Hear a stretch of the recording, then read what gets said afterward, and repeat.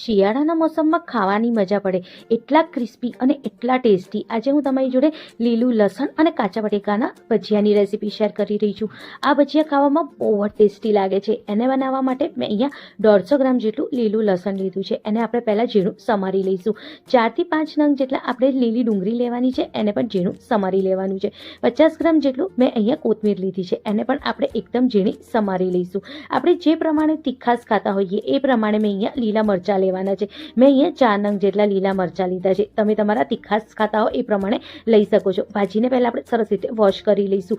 એક મોટી સાઇઝનું કાચું બટેકું લઈશું અને એને એકદમ ઝીણું છીણી લેવાનું છે. એક નાનું આદુને પણ આપણે એકદમ ઝીણું છીણી લેવાનું છે.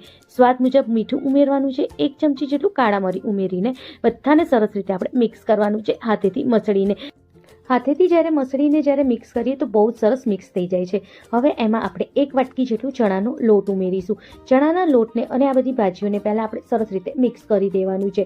જો કંઈક આવી રીતે જ્યારે બધું સરસ મિક્સ થઈ જાય તો ફરી આપણે બીજી અડધી વાટકી જેટલું ચણાનો લોટ ઉમેરીશું અને ફરી બધાને સરસ રીતે આપણે મિક્સ કરી દેવાનું છે. જ્યારે બધું સરસ રીતે મિક્સ થઈ જાય અને જે ભાજીમાંથી પાણી છૂટે એની જોડે ચણાનો લોટ સરસ રીતે મિક્સ થઈ જાય પછી આપણે આમાં 1 ચપટી જેટલું આપણે ખાવાનું સોડા અને અડધું લીંબુનું રસ ઉમેરીશું. હવે જ્યારે એ બધું થઈ જાય પછી આપણે થોડું પાણી ઉમેરતા જવાનું અને બધાને સરસ રીતે આપણે મિક્સ કરતા જવાનું છે.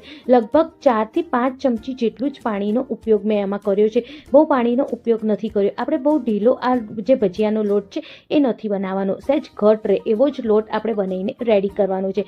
જો તમે વિડીયોમાં જોઈ શકતા હશો કઈ રીતે મેં આને મિક્સ કર્યું છે અને જો કંઈક આવો જ આપણો ભજીયાનો લોટ બનીને રેડી થવો જોઈએ. જો આટલો ઘટ તો આપણો ભજીયાનો લોટ હોવો જ જોઈએ. જો કંઈક આવી રીતે. હવે તેલને આપણે ગરમ કરવા મૂકવાનું. તેલ જ્યારે સહેજ ગરમ થઈ જાય પછી આવી રીતે આપણે પહેલાં ભજીયા ઉતારવાના છે એના. જો કંઈક આવી રીતે ભજીયાને આપણે મીડિયમ ગેસ ઉપર જ તળવાના છે અને આપણે ભજીયાને કાચા પાકા તળવાના છે. એકદમ પાકા ભજીયાને આપણે નથી તળવાના. આવી રીતે જ્યારે કાચા પાકા ભજીયા તળાઈ જાય તો બધા ભજીયાને પહેલાં આપણે તળીને મૂકી દઈશું. પછી એ ભજીયામાંથી એક ભજીયાને લઈને 2 હાથની વચ્ચે આવી રીતે દબાવવાના છે. બસ આવી જ રીતે જેમ આપણે ટીકડી ભજીયા બનાવતા હોઈએ ને બસ એવી જ રીતે આજે આપણે લસણ અને કાચા બટેકાના ટીકડી ભજીયા બનાવવાના છે. જો કંઈક આવી રીતે બસ આવી જ રીતે 2 હાથની વચ્ચે દબાઈને ભજીયાને ફરીથી આપણે એને ફ્રાય કરવાનું છે અને આ ફેરી પણ ગેસની ફ્લેમ મીડિયમ હોવી જોઈએ. એકદમ ક્રિસ્પી ને ગુલાબી થાય ત્યાં સુધી આપણે એને ફ્રાય કરવાના છે. અને જો કંઈક રેડી થઈ જાય છે લીલું લસણ અને કાચા બટેકાના ભજીયા. રેસીપી ગમે તો લાઈક શેર કમેન્ટ કરવાનું ના ભૂલતા. મળીએ નવી